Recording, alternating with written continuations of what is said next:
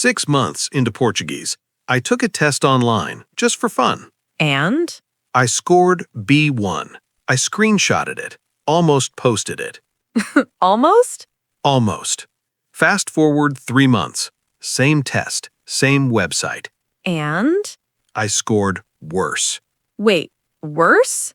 Worse. After 3 more months of studying, I just stared at the screen like, what am I doing wrong? Yeah, that's a horrible feeling. And the worst part? 3 months earlier, I felt great, like this is working, I'm getting somewhere. And then suddenly? Not anymore. It felt like I broke something. But I didn't. No, you didn't. I just didn't understand what was happening yet. Hello, everyone. Welcome to English Podcast TV. I'm Chloe. And I'm Mike. And today, we're talking about that exact feeling. The moment when your English feels worse, even though you've been studying. Even though you actually know more. And if that's you right now, stay with us. Because this feeling, it's not failure. It's something else entirely. And once you see it, it changes everything. Okay, quick question. Think back to when you first started learning English. Like the very beginning. A few words, a few phrases, You said something simple out loud.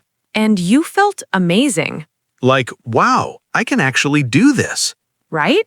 Now, fast forward to today. Be honest, Do you feel more confident? or less. Because a lot of people say less. And that's the confusing part. You study more. You understand more. But somehow you feel worse. That doesn't feel like progress. It feels like you're going backwards. So what's actually happening? There's actually a name for this. A real name? A real name. It's called the Dunning-Kruger Effect. That sounds complicated. It's not. The idea is really simple. When you're a beginner, You don't see your mistakes, not because you're good, but because you can't see them yet. your brain just goes, this is fine, we're doing great. We're doing great. And honestly, that feels really good. It does. That early confidence is kind of fake. But you don't know that at the time. Right. Then something changes. Yeah, You start noticing things. small things at first. A weird sentence. A mistake you didn't hear before, A word you thought you knew. but actually didn't. And suddenly, Everything looks different. it's like, how do I explain this? Try. It's like looking at an old photo of yourself. Oh, that's good. You see it and think, wow, I looked great. Yeah. And then you look in the mirror today. And now you see everything, Every detail. every flaw. And you feel worse. But nothing actually changed. Just your eyes. Exactly. And that's what's happening with your English. Your English didn't get worse. Your awareness got better. Awareness. That means you're seeing things you couldn't see before. And that feels terrible. Yeah. But it's actually progress. It just doesn't feel like it. Not at all. I had this with Spanish. I used to watch shows and feel proud, like, I understood that. And then? Then my Spanish got better, and I watched the same show, and I heard all the words I'd missed the first time. The show didn't change. I changed. My ears got sharper, but my confidence got smaller. That's the cruelest trick. The better you get, The worse you feel. at least for a while. And nobody warns you about this part. There's actually a name for this stage. The Valley of Despair. Valley of Despair? That's dramatic. It is, but it's accurate. Despair is that heavy, stuck feeling, like nothing will ever get better. And this is the middle of learning. You left the easy beginning, but you haven't reached comfort yet. You're just in between. And the worst part? Everyone around you seems fine. You hear someone speak English smoothly, and you think, why can't I do that? But you never saw their valley. You only see where they are now. It's like climbing a mountain in thick fog. You can't see the top.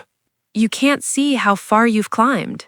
You just feel your legs burning and the path getting steeper. And you start to think, maybe I'm not moving at all. But you are, every single day. The fog just hides it. And that's when most people quit. Not because they failed. But because they couldn't see that they were succeeding. I've been in that fog, with Mandarin, with Portuguese. I've been there with Spanish and Turkish. It's real. So if you feel stuck right now, you're not alone in this. You might be climbing right now. You just can't see it yet. And here's what makes it even harder. Almost everyone gets the next part wrong. What do you mean? When you start noticing mistakes, what's the first thing you do? Try to fix everything at once. Everything.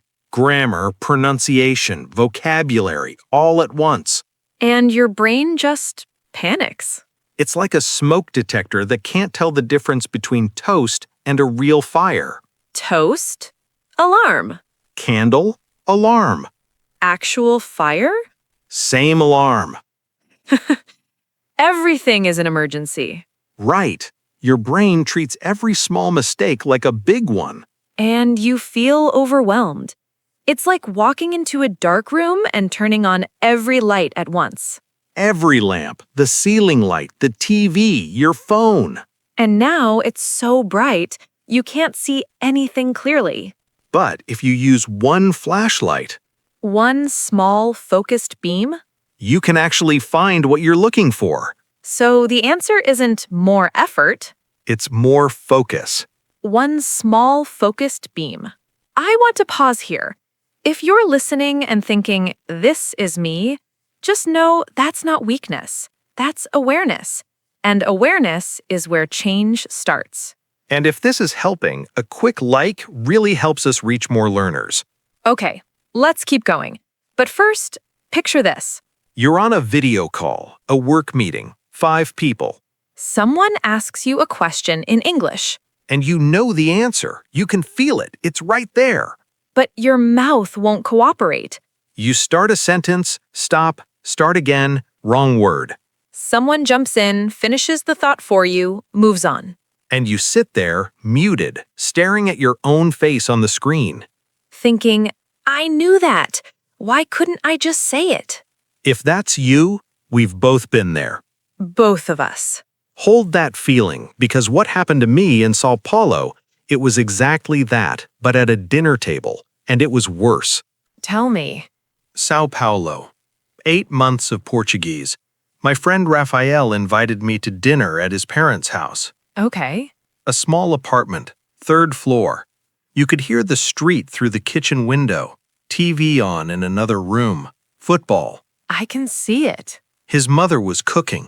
The whole place smelled like garlic and black beans. There was a plastic tablecloth, yellow flowers on it. Specific.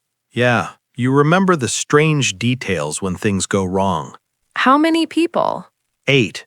Rafael's family, his girlfriend, a cousin, all speaking fast, natural Portuguese, overlapping, laughing. And you? Maybe one word in 10. Someone said something about football. Everyone argued. I just nodded. The nodding. The endless nodding. And then Rafael's mother brought out food. She put a plate in front of me and said something. Everyone looked at me, Oh no. smiling, waiting. I think she asked if I liked it or if I wanted more. I have no idea. What did you do? I said, obrigado, thank you, and started eating. Safe move. Then someone told a long story. The whole table was listening, and at the end, everyone laughed. Big, loud laughter, the kind that fills a room. And you laughed too. Half a second late, no idea what was funny. Oh, Mike. And here's the part I always come back to. Raphael's little niece, maybe 6 years old, she looked right at me and she whispered something to her mother. What did she say? I didn't hear it, but I saw her mother look at me and smile, that gentle smile. The one adults use when they feel sorry for someone. Yeah, that was worse than not understanding the joke. A 6-year-old could see I was lost. What happened after dinner? I helped clear the table, said obrigado about 15 times. Raphael walked me to the door. He squeezed my shoulder. He knew. He knew. And then I walked home, alone, through this narrow street. Warm air, grilled meat from a bar on the corner, music from a window above. Two women sitting on plastic chairs, laughing at something on a phone. Everyone was connected. And you were just passing through. Like a ghost. The city was happening around me, but not to me. That's a lonely walk. I got home, sat on my bed.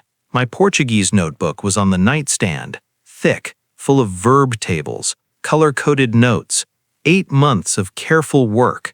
And none of it helped at that table. None of it. And I had this thought, and I know it's not logical, but I thought, I was better at Portuguese 3 months ago. Because 3 months ago, you didn't know what you were missing. Exactly. Back then, I could order coffee and feel like a champion. Now I could hear every mistake, every gap, every silence where a word should be. The old photo versus the mirror.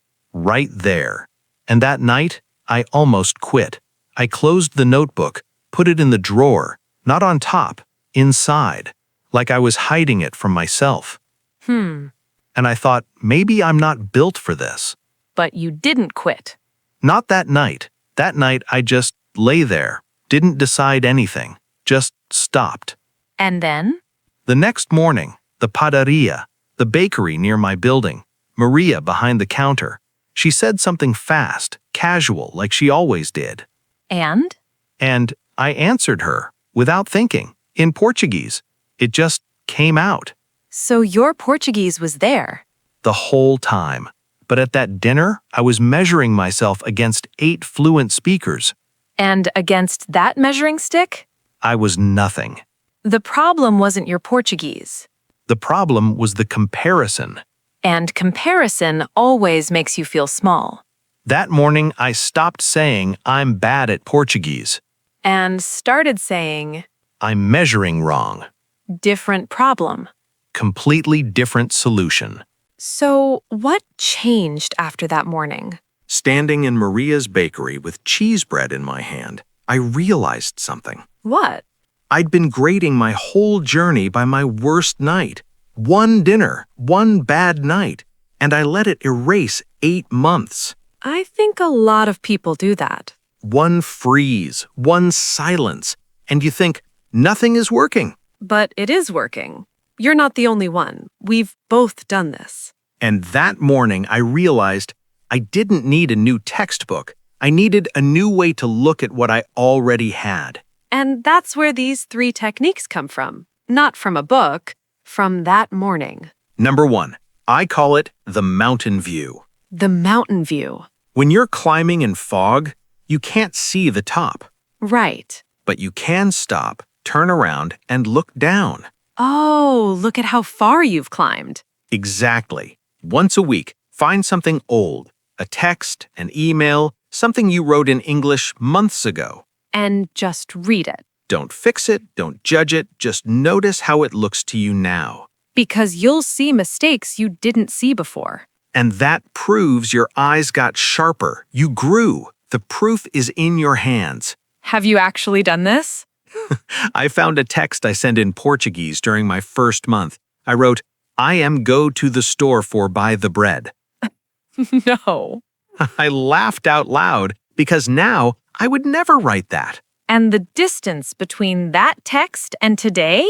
That is your progress. That's the mountain view. 2 minutes, and it can change your whole week. Technique 2? This one's mine, the mistake spotlight. Oh, you're taking this one. I am, because I learned this from a student, not a textbook. Tell me. Remember the room with every light on, everything bright, nothing clear? Yeah? The fix is simple.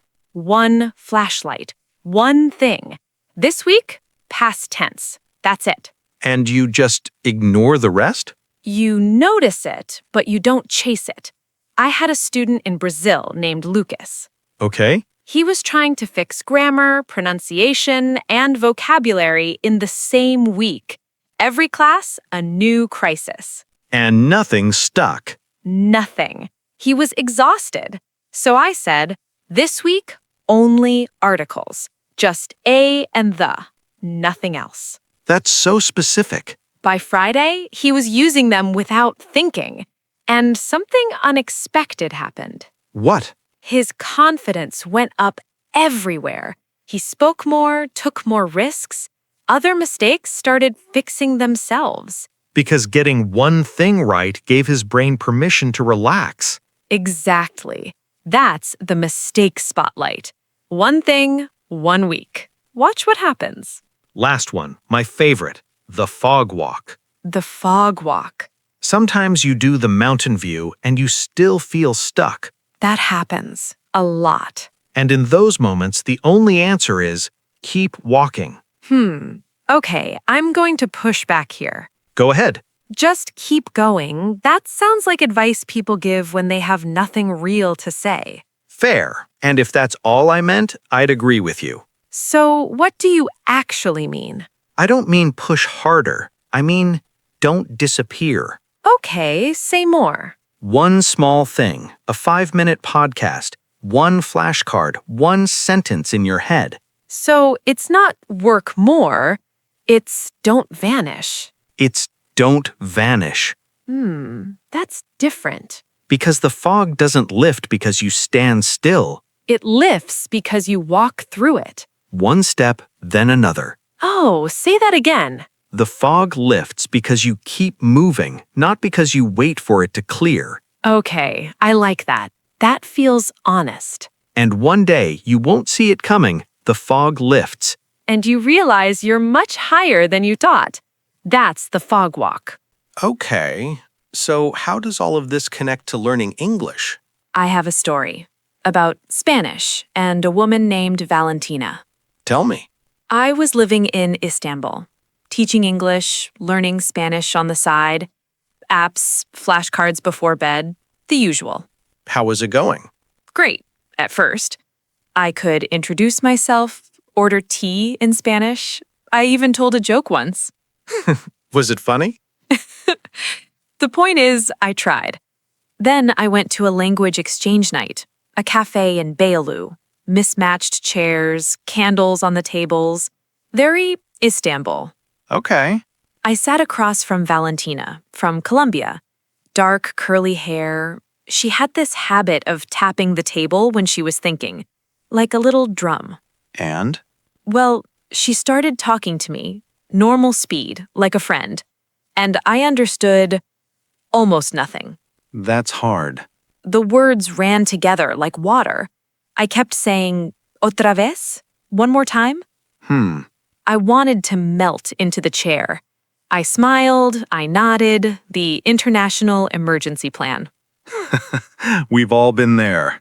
But then she said one word, esperanza, hope, Esperanza. her daughter's name. And suddenly the sentences around that word lit up. I understood the story. One word opened the door. It was my anchor, one word that held me steady. Everything else connected to it. That's a breakthrough. But that night, I walked home through Beyoğlu, past the fish restaurants, the cats, the steep hill down to the water, and I felt embarrassed. Even after the breakthrough? Because one good moment doesn't erase 20 minutes of silence.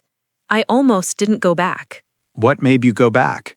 Valentina sent me a message in Spanish. Simple. She said, same table next Tuesday. And she added a tea emoji. The tea emoji.